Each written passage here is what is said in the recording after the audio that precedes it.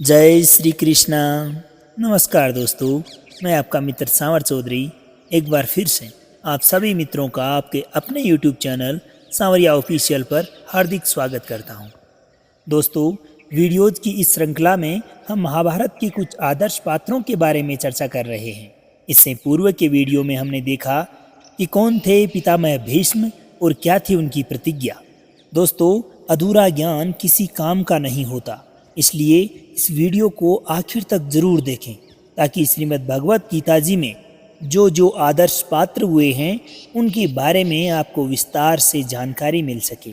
तो चलिए आज के इस वीडियो में हम बात करेंगे धर्मराज युधिष्ठिर के बारे में, उनके जीवन चरित्र के बारे में और कैसे उनको धर्मराज कहा जाता है। इन तमाम सवालों का जवाब खोजने के लिए चलिए शुरू करते हैं आज के इस अध्याय को। महाराजा युधिष्ठिर भी भीष्म की ही भांति अत्यंत उच्च कोटि के महापुरुष थे। ये साक्षात धर्म के अंश से उत्पन्न हुए थे। ये धर्म के मूर्तिमान स्वरूप थे, इसी से लोग इन्हें धर्मराज के नाम से पुकारते हैं। इनके धैर्य, स्थिरता, सहिष्णुता, नम्रता, दयालुता और अविचल प्रेम आदि अनेक लोकोत्तर गुण थे। ये अपने सील, सदाचार तथा विचारशीलता के कारण बचपन से ही अत्यधिक लोकप्रिय हो चुके थे। जब ये बहुत छोटे थे तभी इनके पिता महात्मा पांडु स्वर्गवासी हो गए थे। तभी से यह अपने ताऊ धृतराष्ट्र को ही अपने पिता तुल्य मानकर उनका बड़ा आदर करते थे और उनकी किसी भी आज्ञा को टालते नहीं थे। परंतु धृतराष्ट्र अपने कुटिल स्वभाव के कारण इनके गुणों की प्रशंसा सुन सुनकर मन ही मन इनसे कुढ़ने लगता था, इनसे ईर्ष्या करता था। इनका पुत्र दुर्योधन चाहता था कि किसी तरह पांडव उस दिन के लिए हस्तिनापुर से हट जाएं, तो उनकी अनुपस्थिति में उनके पैतृक अधिकारों को छीनकर स्वयं वहां का राजा बन बैठो। इसी उधेड़ बुन के चलते उसने अपने अंधे एवं प्रज्ञाहीन पिता को पट्टी पढ़ाकर इसके लिए राजी भी कर लिया। अब एक बार धृतराष्ट्र ने सभी पांडवों को बुलाकर उन्हें मेला देखने के बहाने वारणावत भेजने का प्रस्ताव रखा। जैसा कि पांडव अपने पिता तुल्य धृतराष्ट्र का बहुत सम्मान करते थे, तो उन्होंने उनकी आज्ञा का पालन किया और बिना किसी आपत्ति के चुपचाप अपनी माता कुंती के साथ पांचों भाई वारणावत चले गए। इन्हें जला डालने के लिए वहां दुर्योधन ने एक लाक्षा भवन तैयार करवाया था, उसी में इन्हें रुकने की आज्ञा मिली। अब दुर्योधन ने इनकी मृत्यु का षड्यंत्र तो बड़ा सोच समझ के रचा था, परंतु चाचा विदुर की दयालुता के कारण और उनकी सहायता से ये लोग वहां से किसी प्रकार अपने प्राण बचाकर भाग निकले और जंगल की शरण में चले गए। दुर्योधन की योजना अनुसार लाक्षागृह जलकर राख हो गया, तो पीछे से सभी धृतराष्ट्र पुत्रों ने उन्हें मरा हुआ समझकर हस्तिनापुर के राज्य पर चुपचाप अपना अधिकार जमा लिया। अब होता ऐसा है कि कुछ समय पश्चात महाराजा द्रुपद ने अपनी कन्या द्रौपदी के स्वयंवर का विचार किया और एक सभा का आयोजन किया, जिसमें तमाम प्रकार के राजा महाराजा सभी उपस्थित होने के लिए अनुमोदित किए गए। चूंकि द्रौपदी के स्वयंवर में सभी प्रकार के राजाओं को आमंत्रित किया गया था, तो वहां पर पांडवों ने भी अपनी उपस्थिति दर्ज कराई। तो इसी स्वयंवर के दौरान पांडवों का रहस्य खुला। तब धृतराष्ट्र के पुत्रों को ये पता लगा कि पांडव अभी जीवित हैं, तो धृतराष्ट्र ने विदुर को भेजकर पांडवों को हस्तिनापुर बुलाने का संदेश भेजा और साथ ही अपने पुत्रों के साथ उनका झगड़ा मिटा देने के लिए आधा राज्य लेकर खांडवप्रस्थ में रहने का प्रस्ताव भी प्रस्तुत किया। युधिष्ठिर ने उनकी यह आज्ञा भी स्वीकार कर ली और वे अपने सभी भाइयों के साथ खांडवप्रस्थ में रहने लगे। वहां रहते हुए इन्होंने अपनी एक अलग राजधानी बसा ली, जिसका नाम था इंद्रप्रस्थ। वहां इन्होंने एक राजसूय यज्ञ किया, जिसमें बड़े बड़े राजाओं ने आकर इन्हें बहुमूल्य उपहार दिए और इन्हें अपना सम्राट स्वीकार कर लिया। परंतु धृतराष्ट्र पुत्रों ने इन्हें वहां पर भी चैन से नहीं रहने दिया। अब दुर्योधन इनके वैभव को देखकर इनसे जलने लगा, ईर्ष्या करने लगा। अब उसने एक विशाल सभा भवन तैयार करके पांडवों को जुए के लिए आमंत्रित किया। जुए को बुरा समझते हुए भी धृतराष्ट्र की आज्ञा मानकर युधिष्ठिर ने उनका निमंत्रण स्वीकार कर लिया और वहां दुर्योधन के मामा शकुनी की कपट भरी चालों से अपना सर्वस्व हार बैठे। यहाँ तक कि राजरानी द्रौपदी को चीर हरण कर भरी सभा में बेइज्जत किया गया। फिर भी धृतराष्ट्र के प्रति युधिष्ठिर का वही भाव बना रहा। धृतराष्ट्र ने भी उन्हें उनका सारा धन और राज्य लौटा दिया और उन्हें वापस इंद्रप्रस्थ भेज दिया, परंतु दुर्योधन को यह सहन नहीं हुआ।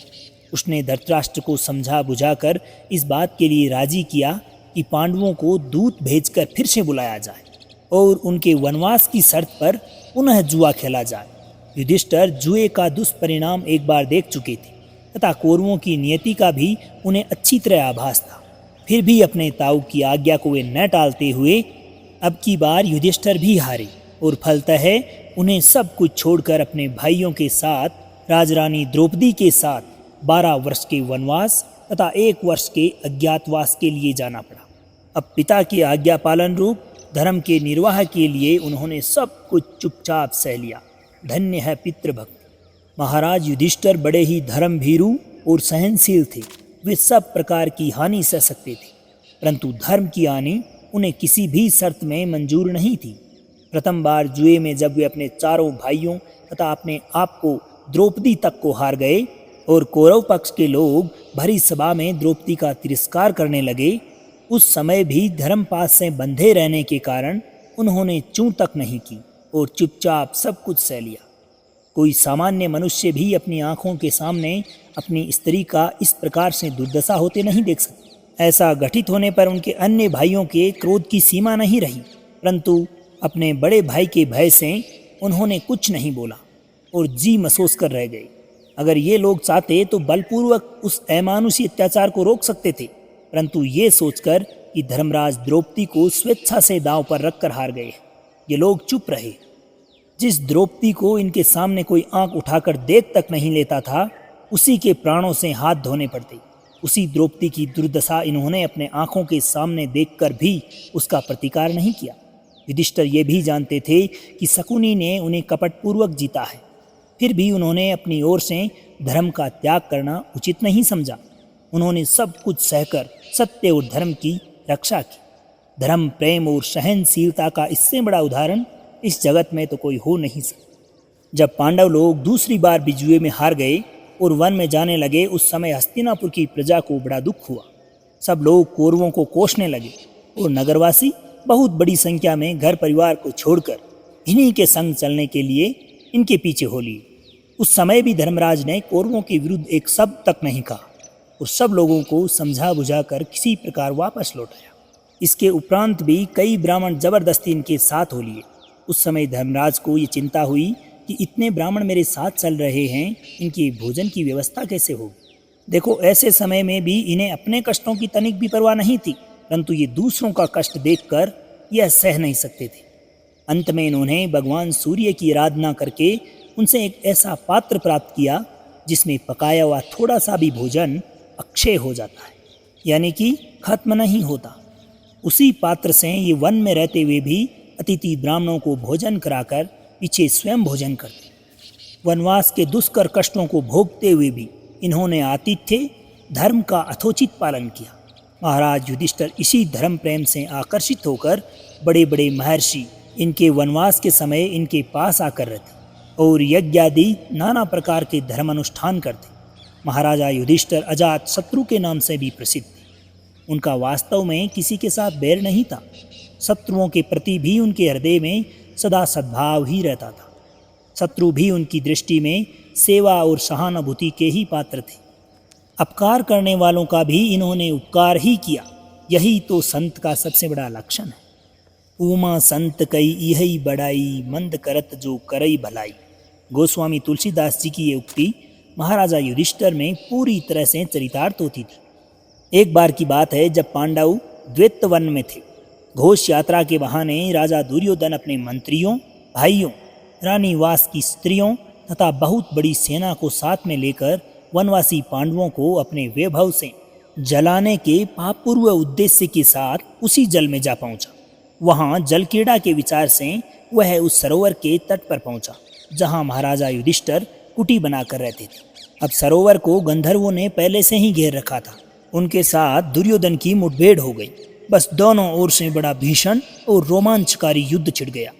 अंततः विजय गंधर्वों की ओर रही। उन लोगों ने रानियों सहित दुर्योधन को कैद कर लिया। इस घटना के पश्चात जब महाराजा युधिष्ठिर को इस बात का समाचार मिला तो उन्होंने अपने भाइयों को आज्ञा दी कि तुम सब लोग जाकर बलपूर्वक राजा दुर्योधन को छुड़ा लाओ। माना कि ये लोग हमारे शत्रु हैं, परंतु इस समय में विपत्ति में है। इस समय इनके अपराधों को भुलाकर इनकी सहायता करना ही हमारा परम धर्म है। शत्रु है तो क्या, आखिर है तो हमारे भाई ही। हमारे रहते दूसरे लोग इनकी दुर्दशा करे, यह हम लोग कैसे देख सकते हैं। बस फिर क्या था, अर्जुन ने अपनी बाण वर्षा से गंधर्वों के चक्के छुड़ा दिए और दुर्योधन को भाइयों तथा रानियों सहित उनके चंगुल से छुड़ा दिया। दुर्योधन की दुर्भी संधि को जानकर देवराज इंद्र ने ही दुर्योधन को बांध ले आने के लिए गंधर्वों को भेजा था।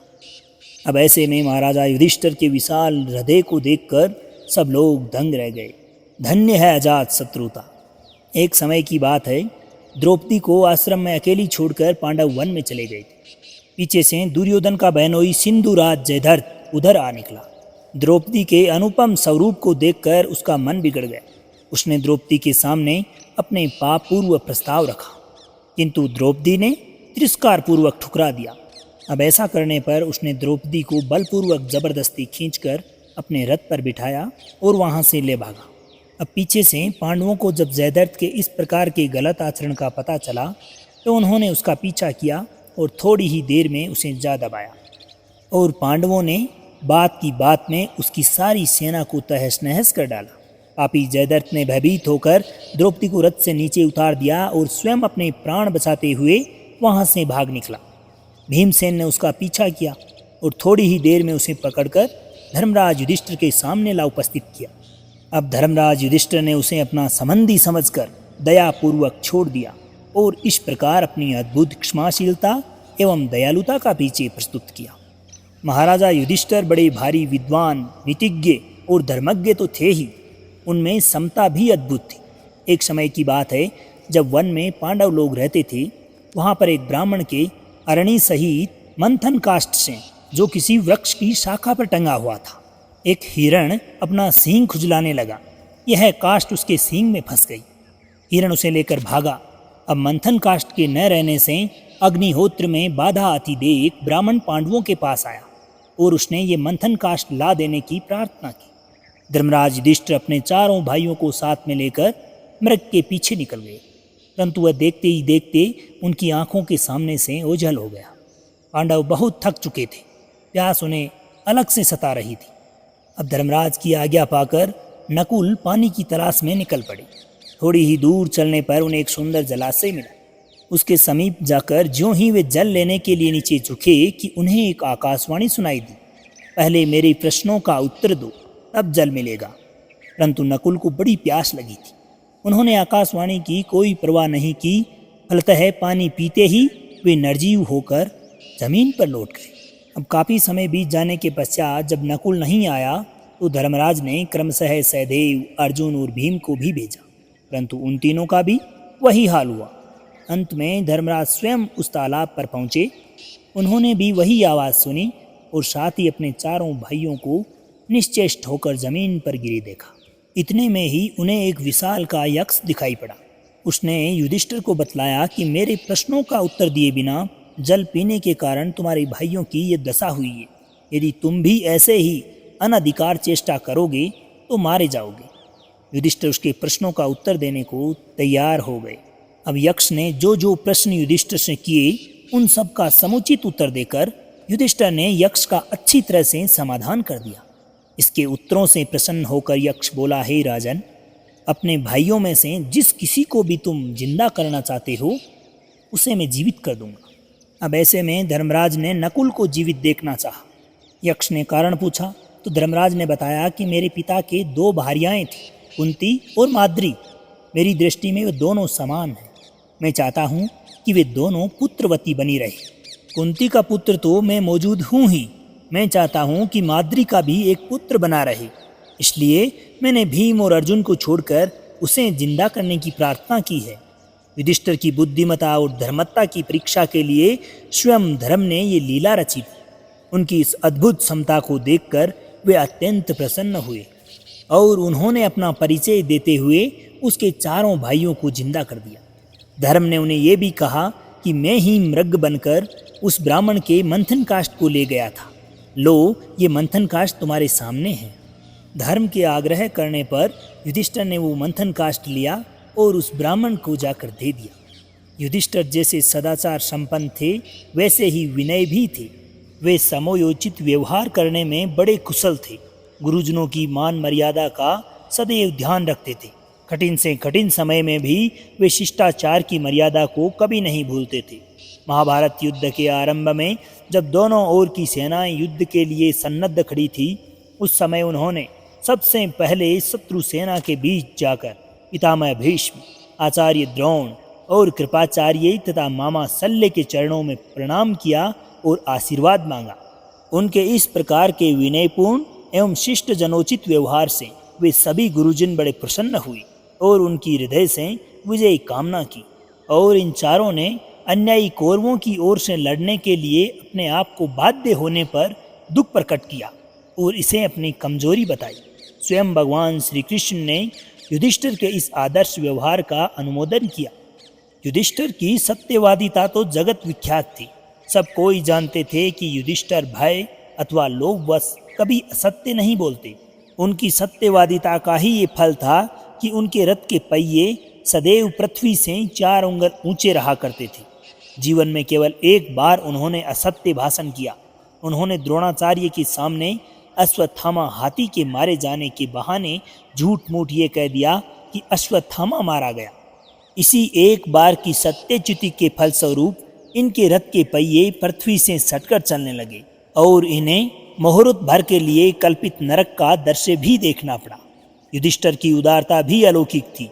जब कौरवों ने किसी प्रकार भी इनका राज्य लौटाना मंजूर नहीं किया तो इन्होंने केवल 5 गांव लेकर संतोष करना स्वीकार कर लिया और भगवान श्री कृष्ण के द्वारा दुर्योधन को यह कहलाने भेजा कि यदि वह हमें हमारे इच्छा अनुसार केवल 5 गांव देना मंजूर कर दे तो हम युद्ध नहीं करेंगे। परंतु दुर्योधन ने इन्हें सुई की नोक के बराबर जमीन देना भी उचित नहीं समझा। तब इन्हें बाध्य होकर ये युद्ध छेड़ना पड़ा। इतना ही नहीं, जब दुर्योधन की सारी सेना मर खप गई थी उस समय और वह स्वयं एक तालाब में जाकर छिप रहा, उस समय इन्होंने उसके पास जाकर उसे अंतिम बार युद्ध के लिए ललकारते हुए यहाँ तक कह दिया कि हम में से तुम जिससे चाहो उस एक से युद्ध कर सकते हो। हम में से किसी एक पर भी अगर तुम द्वंद्व युद्ध में विजय पालोगे तो सारा राज्य तुम्हारा हो जाएगा। भला इस प्रकार की शर्त कोई दूसरा कर सकता है? बिल्कुल नहीं। जिस दुर्योधन का गदा युद्ध में भीमसेन भी, जो पांडवों में सबसे अधिक बलवान एवं गदा युद्ध में प्रवीण थे, मुकाबला करते हिचकिचाते थे, उसके साथ ये शर्त लेना कि हम में से किसी एक को तुम हरा दोगे तो राज्य तुम्हारा हो जाएगा, यह युधिष्ठिर जैसे महानुभाव का ही काम था। अंत में भीमसेन के साथ उसका युद्ध होना निश्चित हुआ और भीमसेन के द्वारा ही वो मारा गया। इतना ही नहीं, युद्ध समाप्ति के बाद जब युधिष्ठिर का राज्याभिषेक हो गया और धृतराष्ट्र, गांधारी इन्हीं के पास रहने लगे, उस समय इन्होंने उनके साथ ऐसा सुंदर बर्ताव किया कि उन्हें अपने पौत्रों की मृत्यु का दुख भी भुला दिया। इन्होंने दोनों को इतना सुख पहुंचाया जितना उन्हें अपने पुत्रों से ही नहीं मिला था। ये सारा राजकार्य उन्हीं से पूछकर करते थे और राजकार्य करते हुए भी इनकी सेवा के लिए बराबर समय निकालकर उनसे माता पिता की भांति व्यवहार किया करते थे। साथ ही इनकी माता कुंती, साम्राज्ञी द्रौपदी तथा अपने अन्य बहुओं के साथ देवी गांधारी की सेवा किया करती थी। ये इस बात का सदा ध्यान रखते थे कि उनके सामने कभी ऐसा कोई भी प्रसंग अथवा ऐसी कोई बात ना हो जिससे कि उनको पुत्र शोक उमड़ पड़े। अंत में जब धृतराष्ट्र और गांधारी ने अपनी शेष आयु वन में बिताने का निश्चय किया, उस समय युधिष्ठिर को बड़ा दुख हुआ। ये स्वयं उनके साथ वन जाने को तैयार हो गए। बड़ी कठिनता से व्यास जी ने आकर उन्हें समझाया, तब कहीं जाके धृतराष्ट्र गांधारी को वन भेजने पर राजी हुए। फिर भी इनकी माता कुंती देवी तो अपने जेठ जेठानी के साथ ही गई और अंत समय तक उनकी सेवा में ही लगी रही। उनके साथ ही प्राण त्याग भी किया। वन जाने से पहले धृतराष्ट्र ने अपने मर्त पुत्रों तथा अन्य संबंधियों का विधि पूर्वक अंतिम बार श्राद्ध करना चाहा और उन्हीं के कल्याण के लिए ब्राह्मणों को अपरिमित दान देना चाहा। युधिष्ठिर को जब इनकी इच्छा मालूम हुई तो उन्होंने विदुर जी के साथ ये कहलवाया कि अर्जुन सहित मेरा प्राण पर्यंत सर्वस्व आपके अर्पण है, तथा उनकी इच्छा से भी अधिक खुले हाथों से खर्च करने का प्रबंध कर दिया। इसके पश्चात धृतराष्ट्र ने बड़े विधि विधान से अपने संबंधियों का श्राद्ध किया और ब्राह्मणों को भरपूर दान दिया। उस समय महाराजा युधिष्ठिर ने धृतराष्ट्र की आज्ञा अनुसार धन और रत्नों की नदी सी बहा दी थी। जिस किसी भी कार्य के लिए 100 की आज्ञा हुई उसे 1000 दिया गया। जब धृतराष्ट्र और गांधारी वन को जाने लगे उस समय पांडव लोग अपनी रानियों के साथ पैदल ही बड़ी दूर तक उन्हें पहुंचाने गए। जिन धृतराष्ट्र की बदौलत पांडवों को भारी भारी विपत्तियों का सामना करना पड़ा, जिनके कारण उन्हें अपने पैतृक अधिकार से वंचित रहना पड़ा और न जाने कितनी ही बार वनवास के कष्ट उठाने पड़े, जिनकी उपस्थिति में उनके पुत्रों ने सती शिरोमणि द्रौपदी का भरी सभा में घोर अपमान किया, जिन्होंने उन्हें दर दर का भिखारी बना दिया और 5 गांव तक देना मंजूर नहीं किया, और इसी के फलस्वरूप दोनों ओर से इतना भीषण नरसंहार हुआ। उन्हीं धृतराष्ट्र के प्रति इतना निश्चल प्रेम भाव रखना और अंत तक उन्हें सुख पहुंचाने की पूरी चेष्टा करना युधिष्ठिर जैसी महान आत्मा का ही काम हो सकता है।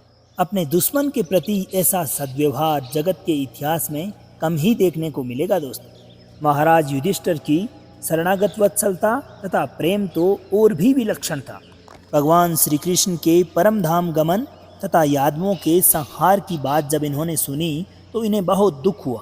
इन्होंने सोचा कि जब हमारे परम आत्मीय तथा हितु श्री कृष्ण ही इस धरा पर न रहे, जिनकी बदौलत हमने सब कुछ पाया था, तो फिर हमारे लिए ये राज्य सुख किस काम का, और इस जीवन को ही रखने से क्या प्रयोजन है।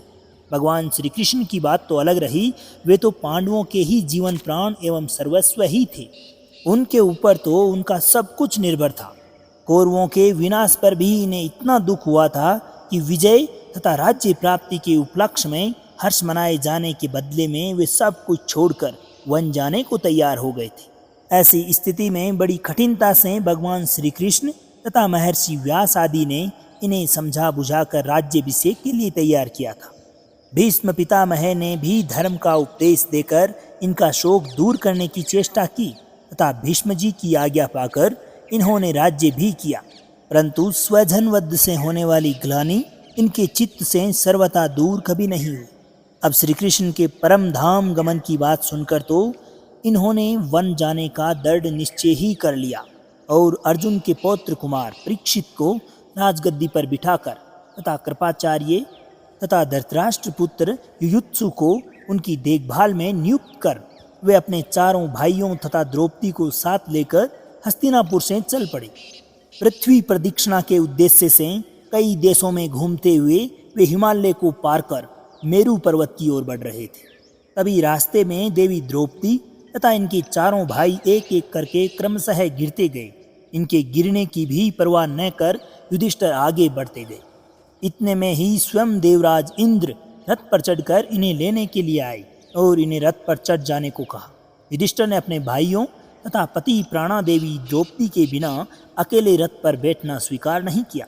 अब इंद्र के ये विश्वास दिलाने पर कि वे लोग तुमसे पहले ही स्वर्ग पहुंच चुके हैं, इन्होंने रथ पर चढ़ना स्वीकार किया। परंतु इनके साथ एक कुत्ता भी था जो प्रारंभ से ही इनके साथ चल रहा था। युधिष्ठिर ने चाहा कि वह कुत्ता भी उनके साथ चले। इंद्र के आपत्ति करने पर उन्होंने इंद्र से साफ साफ यह कह दिया कि स्वामी भक्त कुत्ते को छोड़कर मैं अकेला स्वर्ग जाने के लिए तैयार नहीं हूँ। दोस्तों, ये कुत्ता कोई और नहीं था, स्वयं धर्म ही युधिष्ठिर की परीक्षा के लिए उनके साथ हो लिए थे। अब युधिष्ठिर की इस अनुपम शरणागत वत्सलता को देखकर वे अपने असली रूप में प्रकट हुई और युधिष्ठिर को रथ में बिठाकर इंद्र एवं अन्य देवताओं तथा देव ऋषियों के साथ ऊपर के लोकों में चले गए। उस समय देवर्षि नारद ने उनकी प्रशंसा करते हुए कहा कि महाराज, युधिष्ठिर से पहले कोई भौतिक शरीर से स्वर्ग गया हो तो ऐसा सुनने में नहीं आया। अब ऊपर जाते हुए युधिष्ठिर ने नक्षत्रों तथा तारों को देवताओं के लोकों के रूप में देखा। फिर भी देवराज इंद्र से उन्होंने यही कहा कि जहाँ मेरे भाई बंधु तथा देवी द्रौपदी हो वहीं मुझे ले चलिए। वहीं जाने पर मुझे शांति मिलेगी, अन्यत्र नहीं। जहाँ मेरे भाई नहीं वहाँ स्वर्ग भी मेरे किसी काम का नहीं। धन्य है बंधु प्रेम। अब आगे चलकर जब देवराज इंद्र की माया से उन्हें नरक का दृश्य दिखाई पड़ा और वहाँ इन्होंने अपने भाइयों के करहाने की और रोने की आवाज़ें सुनी। साथ ही इन्होंने लोगों को यह कहते हुए भी सुना कि महाराज थोड़ा रुक जाइए, आपके यहाँ रहने से हमें नरक की पीड़ा नहीं सताती। ऐसा सुनने पर तो वे वहीं रुक गए और जो भी देवदूत उन्हें वहाँ लेकर आए थे उनसे उन्होंने कहा कि हम तो यहीं रहेंगे। जब हमारे रहने से यहाँ के जीवों को सुख मिल सकता है तो यह नरक नहीं, हमारे लिए तो ये स्वर्ग से ही बढ़कर है। धन्य है उनकी दयालुता। अब ये तो इंद्र की माया थी। थोड़ी ही देर बाद जब ये माया का दृश्य गायब हो गया तो वहाँ इंद्र आदि देवता आ पहुँचे। वे सब इनके इस सौंदर्य भाव से बहुत प्रसन्न हुए और उन्होंने बतलाया कि तुमने छल से गुरु द्रोणाचार्य को उनके पुत्र की मृत्यु का जो विश्वास दिलाया था, इसीलिए तुम्हें छल से नरक का दृश्य दिखाया गया था। तुम्हारे सब भाई दिव्य लोक में पहुंच चुके हैं।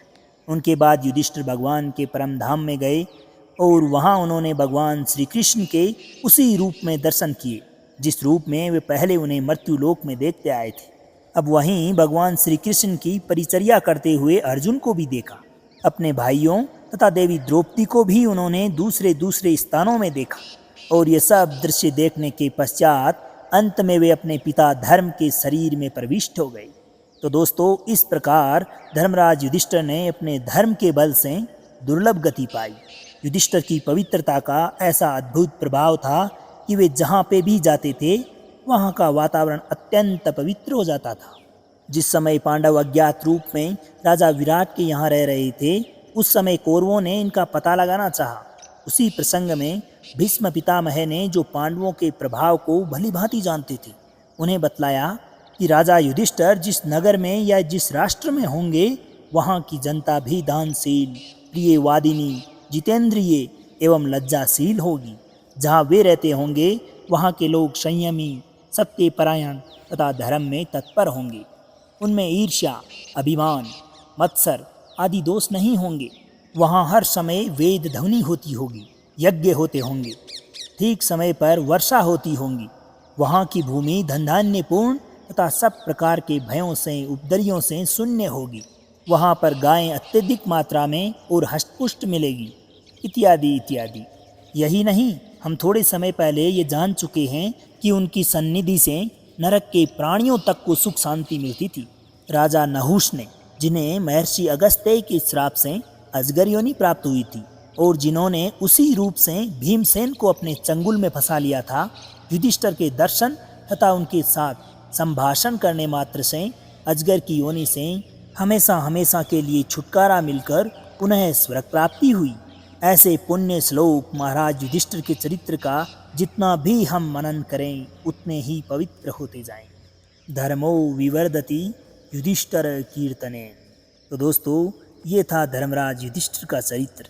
ये वीडियो आपको पसंद आई हो तो इसको लाइक करें और अपने अन्य स्वजनों के साथ भी अवश्य शेयर करें ताकि उनको भी हमारे धर्म के बारे में ज्ञात हो सके।